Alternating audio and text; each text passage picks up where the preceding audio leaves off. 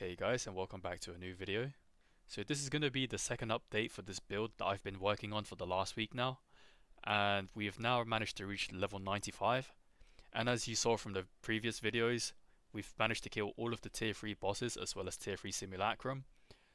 I have managed to beat the Arbiter as well, but I've yet to actually try the Uber version because I don't have the fragments yet, and I'm kind of short of currency right now. Having said that though, unfortunately I won't be able to push this build any further, and that's because I'm going on a trip for a month and I'm leaving in 5 days, so I'm going to be away from PoE for quite a long time. So this is going to be the last update for this build, unfortunately, but I feel like I've managed to actually put this build in a very comfortable state. We've managed to beat all the bosses and it's very comfortable during mapping. I've made a lot of changes in the passive tree to make it so that it feels better and comfier when we're doing mapping, notably the movement speed and just general clearing with like more damage and stuff. I feel like we're very tanky at this point as well.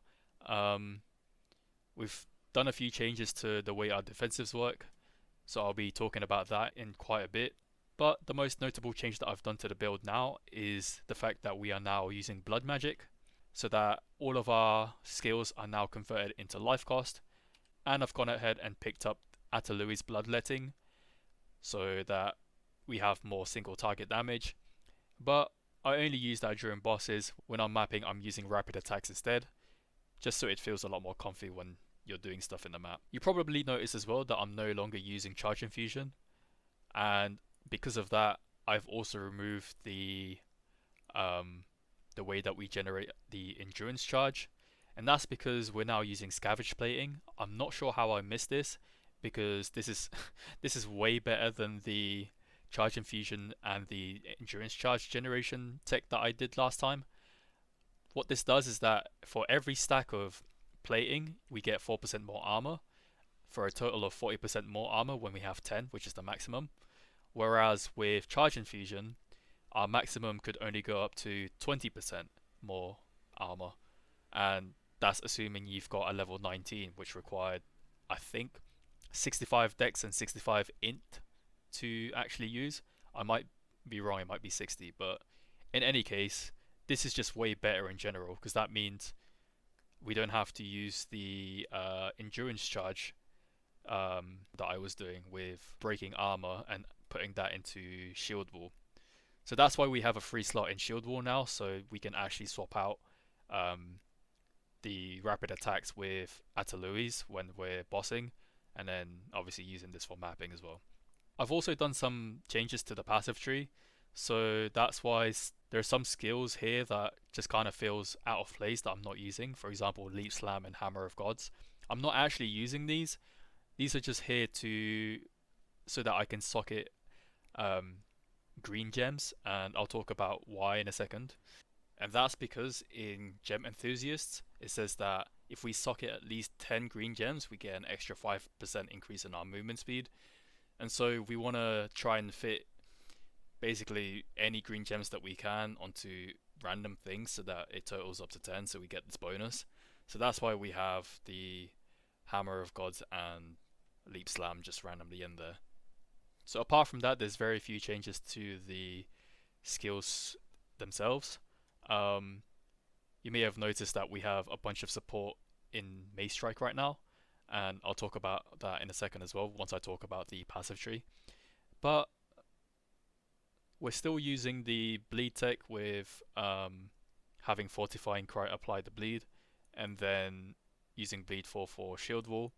I did experiment with using Shockwave Totem to apply the bleed so that we can free up the bleed 3 on Fortifying Cry, but unfortunately it felt kind of clunky to use the Shockwave Totem to apply, because if you get too close then it starts breaking your shield, your shield wall, so it felt, it just didn't feel right to me, so I didn't do that in the end, and so we're still applying bleed with Fortifying Cry. Forge Hammer is still there just so we can throw it around whenever we want to. And like I said, Leap Slam and Hammer of Gods, they're not being used. So if we look at the passive tree now, I've gone and moved some of these the points around, and I've removed some of the armor nodes as well, which you might find surprising because that might you might think that I'm butchering my defenses, but since we're now using scavenged plating, it's actually okay for me to remove some of the armor nodes now, because this just gives a lot of armor. 40% more armor is really nice. So over here, I've taken away this cluster over here with the defense against critical hits. I didn't feel like it made any difference, to be honest, so I've just removed it. I did some testing with critical bonus maps, and yeah, it didn't really feel I didn't feel less tanky or anything. Apart from that, I've also removed the chill immune from crystallized immunities, so that's why we don't have a bunch of random gems anymore in our skills. The reason being is that it was nice to be chill immune, but at the same time, um, we were still getting hit with temporal chains a lot of the times. And so instead of having this and having to mess about with skill gems in our tree, I've just gone ahead and got this cluster instead for slowing potency. And for momentum, you can see here it ignores all of the movement penalties from armor. If you guys didn't know, there's actually movement penalty depending on the armor that you're wearing. For armor, I think it's about 5 to 10%. So if we have a look at my movement speed right now, bear in mind I'm still using trample toe, so the movement speed is not, it's only 18%. So our current movement speed is 39%, and if I go and remove this, it goes all the way down to about 28%. So this alone is giving us 11% movement speed. And also, since we're using the whole cluster, we've got slowing potency reduction. Not only does this affect temporal chains, but it also affects like chilled ground and other things, which is, I think, it's better. It's not a lot of slowing potency. I've got about, it's about 25% here, and I've also got to 29. So I've got 37% slowing reduction right now total. So it feels okay when I'm running chilled maps because we're still using the slow charm. So in chilled ground, when we get that window of slow immunity, we can kill enough to gain our charges back, and we can just carry on running around as normal. And for temporal chains, since we have, quite a bit of slowing reduction now, it's actually bearable to run around with temporal chains because it's not as volatile. So that's why we removed the chill immune. And also, like, I guess this is one of the good things for having the onslaught on this. When you're in a map that has chilled ground, it activates the onslaught. So I guess that's good if you have this, but again, it's not necessary. So the other changes, we've now put more points into rage. So in total, we now have 50 rage, and if you guys didn't know, for one stack of rage, we get 1% more attack damage.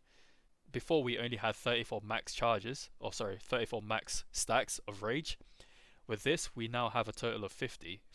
So that means 50% more attack damage, which is a huge amount of damage buff. So in boss fights, when you don't have rage, then obviously our damage goes down and we have 50 stacks to try and generate before we can start doing big hits, right? And so that's why in Mace Strike, I've got rapid attacks free and rage free, so that it generates 5 rage on hit. So what we want to do basically is at the start of a boss fight, we want to smack away with our Mace Strike, obviously doing a lot of attack speed. We don't care for the damage at all, and we just want to try and generate that rage as fast as possible, right? In my jewels, I have 2 total of rage on hit, so this totals up to 7 rage on hit every time I hit with my Mace Strike. And since my Mace Strike hits pretty fast, I have some attack speed on my weapon as well. So it will generate basically the rage within 3 to 4 seconds in a boss fight, and then we can go ahead and do our shield wall combo straight after that. That's the only reason why we have uh, skills in Maze Strike. Um, the other three are kind of irrelevant. So, I mean, Bleed is irrelevant, Stun 3 is irrelevant, and Blindside is just there so that we have a total of 10 green gems for the movement speed. And then over here as well, I've gone ahead and added some more attack damage over here. So that pretty much sums up the changes in the passive tree. The only other thing that I've added now are these time loss jewels. So I just found these in the trade. I opted for the 25% increase effect on notables, and then I just got whatever good modifiers, a mixture of modifiers there were. I didn't spend too much on these when I found them. I think this was about 20 exalts, and this was like 15 exalts. So they were very inexpensive, but I'm not sure what the prices are for them right now. Like for this, for example, I got this as a free mod, and then I desecrated it to get the global defenses. So it's pretty nice that I got this one. And I think I did the same for this one. Okay, no, I didn't do the same. So only for this one. So if we look at our resistances, I've managed to sort out the resistances in the end. We're a bit over capped as well, but obviously we're still running 75% max. I could have gotten some more max res, but it just didn't fit. I can't really fit it anywhere else right now. So we managed to do this by crafting our own rings. Surprisingly, rings are very easy to craft this league, and our belt as well. I managed to desecrate the dexterity and intelligence in here, so I didn't have to allocate them in the passive tree. And I've also managed to get 2 charm slots on this, so we have our 3rd slot unlocked. And I'm using the bleeding immunity one because sometimes bleeding can just screw us over now that we're doing blood magic. That's also one main thing about blood magic, is that I'm having to use my life flask a lot more sometimes, especially when I'm running maps with less recovery on life and energy shield. Since I'm only using one physical attack damage as life leech, it feels kind of I feel like it's not enough when you're running those type of maps. So I'm having to press my flask a lot more, but it's fine using my flask every now and then anyway. This gives instant recovery. I just bought like the maximum instant recovery one I could find, so it doesn't feel too bad. So nothing else has changed from the gear, but the one thing I did change is the weapon. So now we're running a +5 with a desecrated mod, damage against enemies with fully broken armor. This is the only thing that's really changed from the previous weapon that I had. The previous weapon had a +4 that came from the essence, and it had a bunch of extra physical damage, which we didn't need because only the flat actually affects shield wall. So I bought, actually no, I didn't buy this, I crafted this myself, and I'll show that in the end on how to craft one of these weapons, because it's surprisingly very easy, because you can guarantee the desecrated mod, and the only thing that you need to find is a high physical damage flat on a good base, and it needs to have the +5 to all melees as well. So if you can find that, then the crafting process to make this weapon is actually pretty easy, and it's actually very inexpensive. So now I'm going to try to explain how I crafted this weapon, which has gain damage as extra fizz, flat fizz, and the desecrated mod for damage against fully broken armor, and as well as having all melee skills. So this is actually kind of easy to craft. The desecrated mod is a guaranteed if you have an open prefix. So when you're looking for a weapon, you want to have the crown mace or the marauding mace as the base, because these are the 2 best physical bases for maces right now. I think crown mace is a little bit better than the marauding mace. So the mods that you're looking for initially are the +5 to all melee skills and flat physical damage. You want to get as much physical damage on this as possible. The only thing that matters from these weapons are the flat physical damage, because this is the only mod that actually adds damage to our shield wall. So if we start off with the Crown Mace, this one is very easy to craft now because it only has 1 prefix and 3 suffixes. The only way this fails is if we manage to remove the level to all melee skills.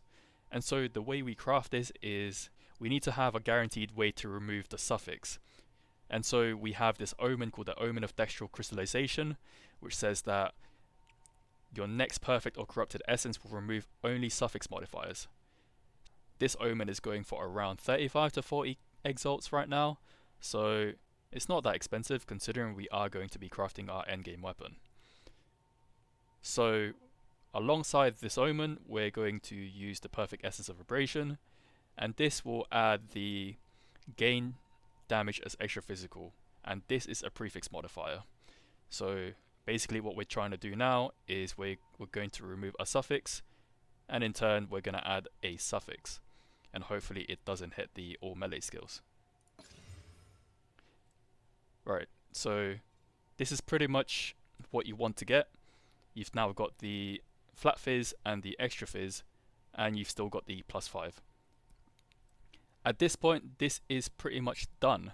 The only thing that you need to do now is to get the Desecrated mod, and the Desecrated mod is guaranteed if we use these omens. So if we look at the tag of the mod itself, it says that it's an Amanamu mod. So we're going to be using this omen called Omen of the Liege, so that it guarantees us a random Amanamu modifier. But the reason why it's guaranteed is because there's only one Amanamu modifier on a prefix for a mace. So if we use this alongside Sinistral Necromancy, which guarantees us to have a prefix, when we desecrate, we will guarantee the desecrated prefix. And now if we go and unveil this, we should get the fully broken Amanamu mod.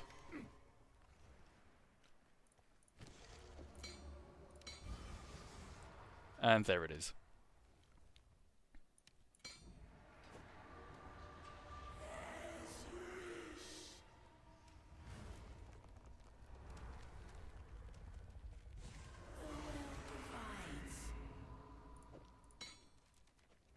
And we're pretty much done. So we just need to add a last suffix to this weapon, and the suffixes don't really matter anymore. The only suffix that you really want is the +5. So you can just slam this with a greater exalt and see what you get. And that's about it for this update. Thank you very much for watching, and I would also like to thank everybody that subscribed. I've now managed to hit 500 subscribers on this channel, which is a huge milestone for me, and hopefully I'll be able to carry on making Path of Exile content in the future. So anyway, that's about it. If you feel like any of these videos have helped you out, please leave a like and don't forget to subscribe. And also, if you still have any other questions, leave them down in the comments below and I will still be happy to answer all of them. But yeah, thank you very much once again. See you guys next time.